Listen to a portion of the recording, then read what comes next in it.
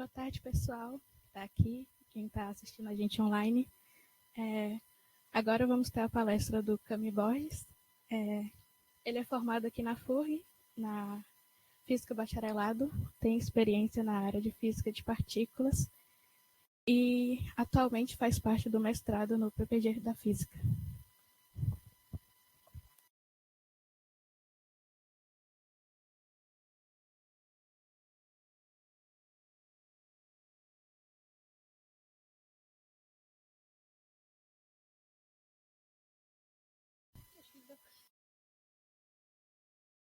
Tá pegando?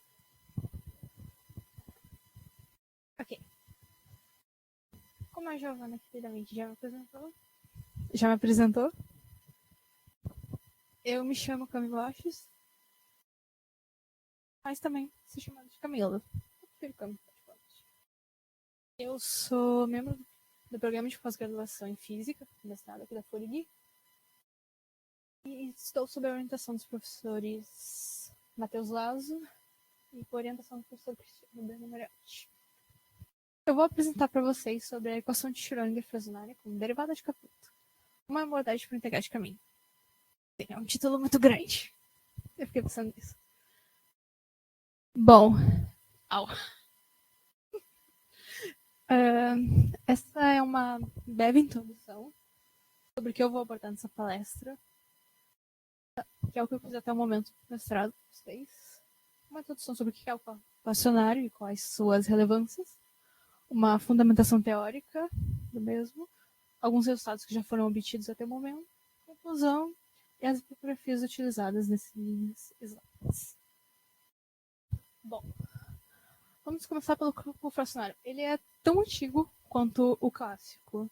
Ele teve suas origens lá do século XVII com nossos queridos Newton e Leibniz.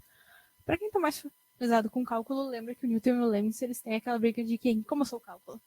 Eles também brigam por isso, pelo cálculo fracionário. Passou a vida inteira brigando. Bom, o cálculo fracionário, diferente do clássico, ele não se limita somente a derivadas de ordens inteiras. O cálculo fracionário, o cálculo clássico, ele se limita a derivadas de ordens inteiras. O cálculo fracionário, ele tem essa abrangência porque ele aborda não só de ordens inteiras, mas de ordem real ou complexa, o que nos permite modelar fenômenos com memória e não localidade. Mas afinal, o que significa memória e não localidade? Bom, efeitos de memória, eles incorporam a história do sistema, descrevendo a dependência temporal prolongada. Imaginem um fluido viscoelástico. A gente estica ele, mas ele não volta instantaneamente para sua forma, mas ele lembra dela. Ele tem a memória da sua forma anterior, efeito de memória. Já a não localidade, ela descreve situações em que o estado de um ponto depende de outros pontos distantes do espaço ao mesmo tempo. Uma analogia mais simples que eu pensei para explicar isso é: imagine um Pokémon. Quando ele vai evoluir lá, ele lembra dos seus estados anteriores. Então, o estado final que a gente quer atingir, o nosso ponto, ele é o Pokémon na sua última evolução. Mas ele vai depender dos seus pontos, das suas evoluções. Ainda falando do cálculo fracionário, eu queria ressaltar alguns pontos sobre o mesmo. Seus avanços recentes são aplicação tanto na ciência como um todo, como na engenharia. Ele é relevante para sistemas com memória e efeitos dissipativos. Particularmente nesse trabalho eu trabalhei sobre a substituição de uma derivada temporal usual por uma derivada de Caputo, que é uma derivada fracionária. A aplicação dessa derivada em integrais de caminho de Feynman na equação de Schrödinger, aquela padrão usual que vocês conhecem para fracionária. Essa equação de Schrödinger ela vai ser governada pela função de Mittag-Leffler, que ela é uma generalização da exponencial usual. E uma dessas aplicações é em sistemas abertos.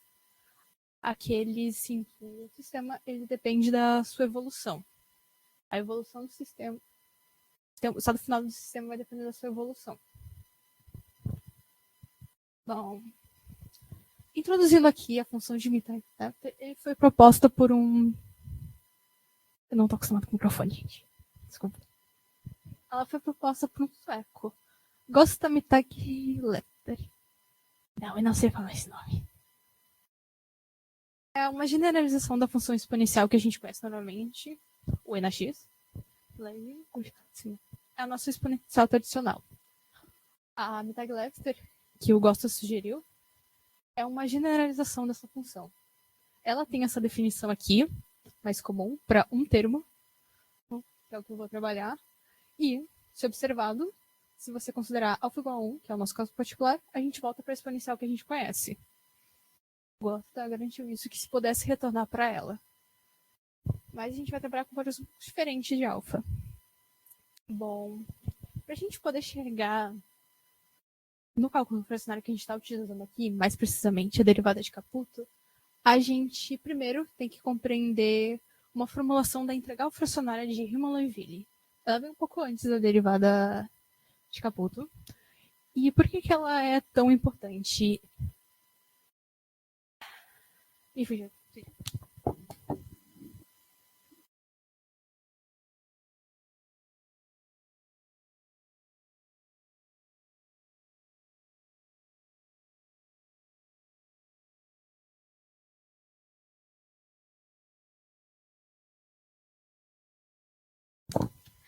ela é a integral fracionária, ela é uma generalização da integral para ordens não inteiras. Como eu disse, o cálculo fracionário ele se destaca por trabalhar com derivadas que não sejam de ordem inteira. Essa é a formulação mais comum que você vai encontrar para a integral fracionária de Riemann-Liouville. Eu escolhi não entrar em todos os detalhes do cálculo, porque acho que ninguém aqui estava afim de me ver abrir conta. Vocês iam dormir e me expulsar daqui. Mas aqui a gente tem a definição do que é cada ponto. As integrais de Riemann-Liouville elas são representadas dessa forma. Esse é o símbolo importante. Aqui a gente tem a nossa função gama de Euler, a função adequada e o nosso alfa que está alfa maior que zero. Bom, tendo aquela definição das integrais de Riemann-Liouville, a gente vai usar todo um cálculo não muito animador. Eu chorei fazendo ele, mas eu cheguei no resultado. A gente chega nessa definição da derivada de Caputo. A gente vê que é um negócio até relativamente pequenininho. Aqui é a nossa integral de Riemann-Liouville. Ela tem basicamente essa definição. Normalmente, inteiro você recupera a derivada clássica. As integrais de caminho. Acho que todo mundo aqui, pelo menos, acho que conhece o Richard Feynman, né? Nosso carinha que faz os diagramas de Feynman para quem... Bom, ele era explorador. Muito. E um dos trabalhos dele, as áreas que ele explorou, foi as integrais de caminho. Que um dos principais pontos dela é que o seu resultado final não vai depender de uma trajetória. Vai depender de todas. Ele considera todos os caminhos. É como se fosse o dos caras do Batman, jogando a moedinha pro... Tu não vai ter só aquele resultado, vai ter que considerar o outro também. Independente. Ele é uma alternativa para a gente utilizar na equação de Schrödinger. Todos os pontos contribuem pela amplitude. E a cada trajetória dela, ela tem essa forma. É a nossa forma desse integral de caminho. E aqui é a nossa ação. Por que ela é importante? Aqui a gente tem a derivada usual. Derivada usual. E, como a própria frase que diz, que esse método é uma soma coerente de todas as fases. Ou seja, soma sobre as histórias, sobre esse processo, e revela a não localidade da mecânica quântica. Tendo essa primeira parte das integrais de caminho a gente já conhecida, e vendo principalmente a derivada usual, a gente agora pensa um pouco nas equações de Schrödinger. Bom, como eu disse anteriormente, a gente substitui a derivada usual pela nossa derivada de Caputo. Ou seja, lembrando esse termo aqui que eu soltei na outra, é a nossa derivada usual, que foi substituída. Acho que tá saindo um eco maior. É a nossa derivada usual, substituída pela nossa derivada de Caputo. E ela foi substituída, lembrando do motivo. A gente quer saber a memória desse sistema. E, como ela disse, ela torna um sistema sensível à história da evolução temporal do mesmo, afetando a contribuição de cada propagador. Tendo esse integral de caminho, tendo agora a nossa ação determinada, a gente agora vai para a equação de Schrödinger fracionária, que é o nosso grande objetivo e é parte do título desse trabalho. Na formulação padrão, a evolução temporal quântico ela é dada da seguinte forma. A gente observa aqui o Hamiltoniano, uma noção exponencial tradicional. Em sistemas com dinâmica anômala e memória, ele vai nos requerer as derivadas fracionárias. Então, a gente substitui a derivada usual pela derivada de Caputo. Isso vai nos privilegiar aqueles efeitos não locais no tempo. A gente poder determinar a evolução do nosso Pokémon e a memória dele. E a função exponencial, ela vai ser substituída pela função de Montague-Lev. Ou seja, depois de fazer todo aquele cálculo que você substitui a derivada de Caputo, equação de Schrödinger. É um cálculo relativamente não tão longo quanto parece, mas você vai chegar nessa definição aqui da sua função de Montague-Lev para esse problema. E, principalmente, essa equação de função de Montague-Lev que a gente obtém, ela satisfaz uma propriedade importante para a gente obter a equação de Schrödinger. Satisfazendo essa equação, a gente pode substituir e chegar na sua equação de Schrödinger fracionária. Observe-se, novamente, se você trabalhar com alfa igual a 1, você retorna para a sua equação de Schrödinger padrão. Então, se não der certo na fracionária, você sempre pode voltar para o padrão. Aqui tem uma definição dos termos. Aqui, nossa função de Montague-Lev, derivada de... E a ordem da... Ok. A gente obteve a nossa equação de Schrödinger fracionária. E para esse projeto eu escolhi aplicar ela em 2 problemas. O caso do oscilador harmônico e o poço de potencial infinito, que são 2 problemas precisamente com a equação de Schrödinger. O primeiro que eu gostaria de falar é o caso do oscilador harmônico, onde o nosso Hamiltoniano ele vai ser dado pela equação. Deveria estar com o nome errado. O númerozinho dela fugiu. Essa equação acima. A gente, realmente, substitui a nossa equação na equação fracionária, ou seja, a gente vai obter 2 resultados a partir dela. Desculpa, me enrolei um pouco. A primeira apresentação.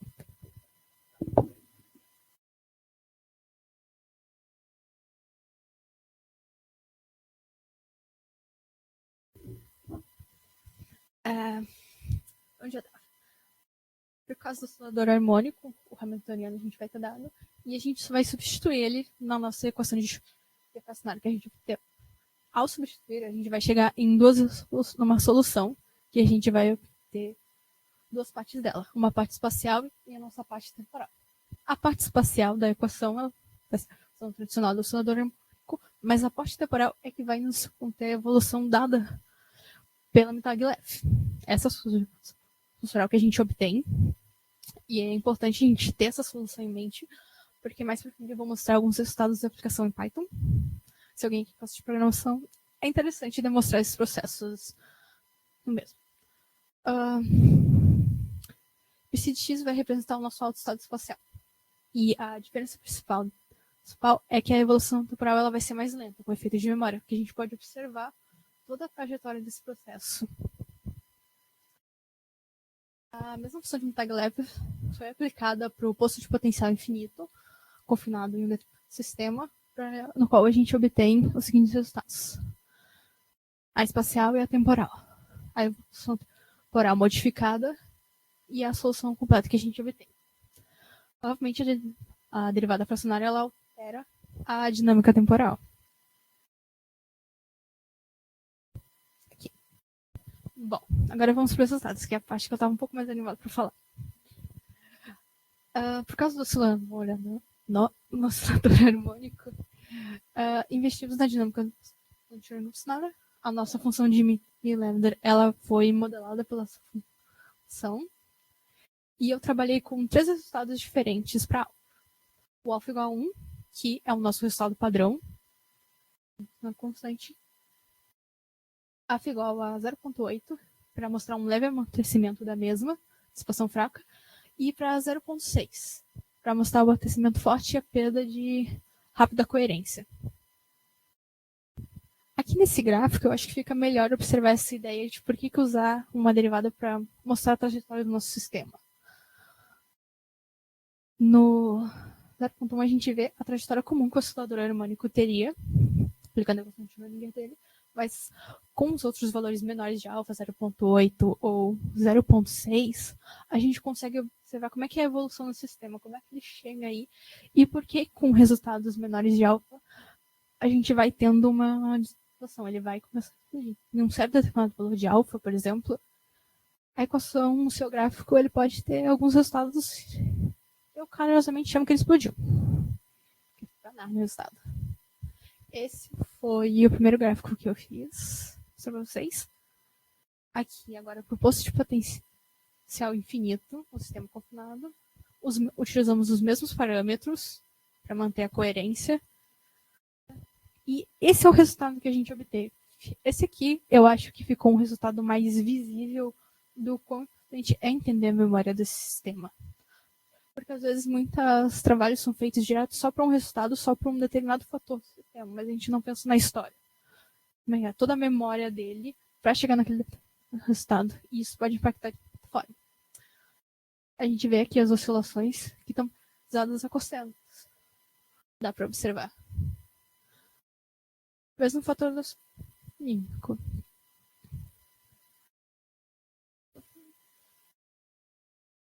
Eu gostaria de comentar principalmente aqui, quanto o 0,8 e o valor de alfa-1, eles estão próximos e semelhantes, mas a gente observa como ele estava se dissipando, estava se amortecendo, foi mais lenta a sua dissipação.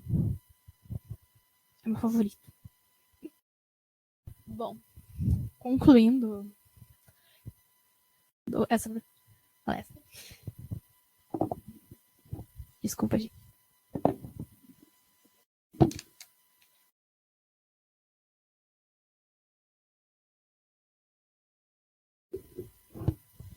Concluindo, então, essa palestra, que carinhosamente me apresentou, a derivada de Caputo, como já apresentado, ela vai alterar a dinâmica do sistema, nos permitir observar a memória e a evolução desse sistema na localidade, mas não só a derivada de Caputo. Se você trabalhar com Riemann-Langeville, tanto as integrais como as derivadas deles, pode te permitir dar outra abordagem ainda dentro do cálculo fracionário. Esse é o principal ponto dele.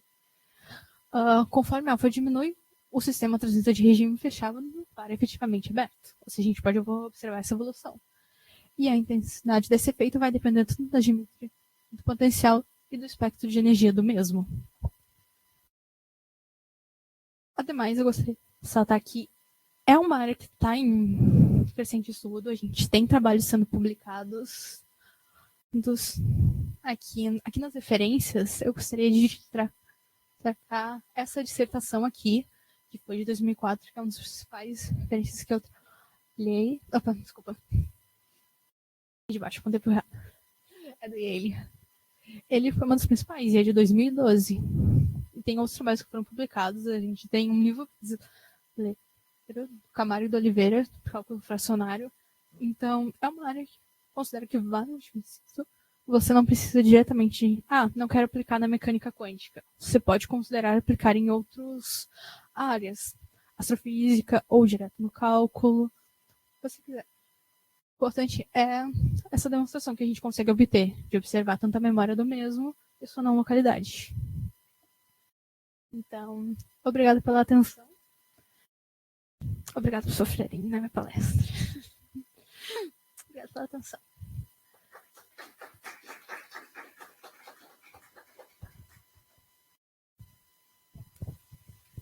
Obrigada ao Cami pela palestra. Alguém teria alguma pergunta para fazer? Manda. Quanto tempo você demorou para chegar naquele resultado? Qual deles? Pode voltar? Me diz para parar. Tá.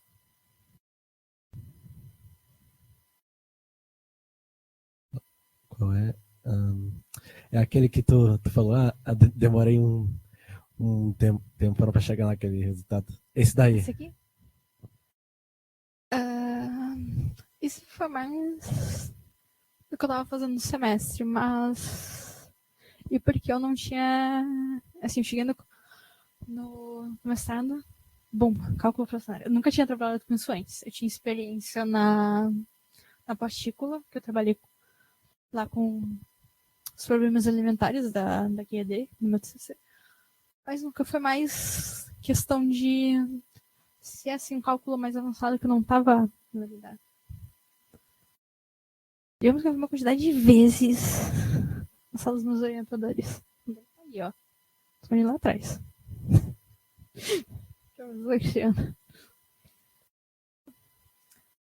Mas, assim, eu considero que é algo tá um pouquinho complicado em algumas partes de primeira instância, mas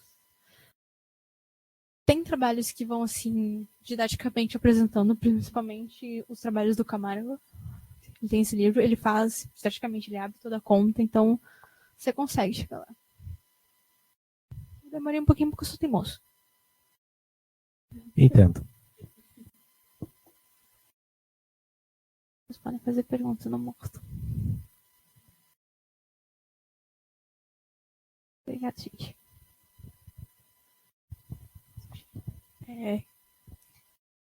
Então, mais uma vez, eu agradeço ao Cami por ter aceitado o convite.